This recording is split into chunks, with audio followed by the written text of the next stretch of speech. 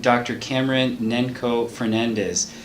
She drew particular attention to someone she knows personally, Arturo Benuela. And he is a priest who has a parish that's growing by leaps and bounds and takes a real creative approach at ministry.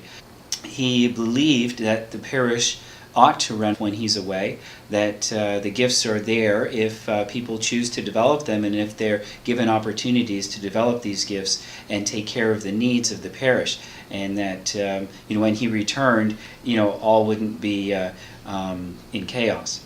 So he ended up mentoring 5 lay people in his parish that went on to become people who got doctorates in theology and went on to use their gifts both in the parish and then beyond the parish, teaching at various universities throughout the United States.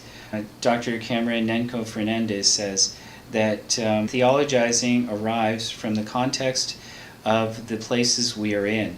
That theology belongs to the community. Sometimes we think we can just kind of springboard into a community and then leave with all these great insights and so on, but she's saying it actually belongs there. The community has this gift, and it ought not to be transported to many different places. It ought to be celebrated and lived out within that community. She says we're doing theology with communities in formation. So as formation directors, we're doing this constant back and forth and integration between reflecting on the experience and living the experience. And she says the two become so entwined with each other. She says it's like a big ball of twine all in a knot with chewing gum on it. She says it's really inseparable, and that's the way it ought to be. She talked about Pope Francis being particularly dangerous because he's so relational, and he can speak about this ball of twine that's interconnected with such simple language that's so accessible to so many. She asked the question, how do we accompany others without stealing their stuff, without taking from them for our own desire to write books or to tell stories. She says our responsibility as vocation directors is to raise up the sacred from within that particular person or community. So we're always reverencing those who come to us, reverencing their sacred stories, and realizing we're walking on holy ground. She also talked about how Pope Francis did this and continues to do this for the youth of the world. When he was speaking with a group from Argentina, he used the expression Hagen Leo, which means in different translations essentially make a mess or make noise and even raise a little hell.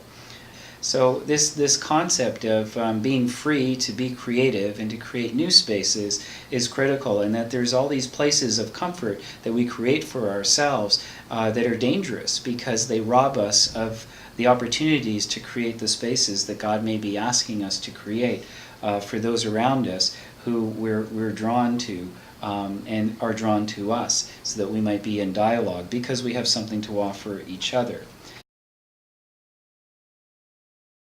The second part was make noise. So Dr. Cameron says that prophets really arise from communities that they're grounded in.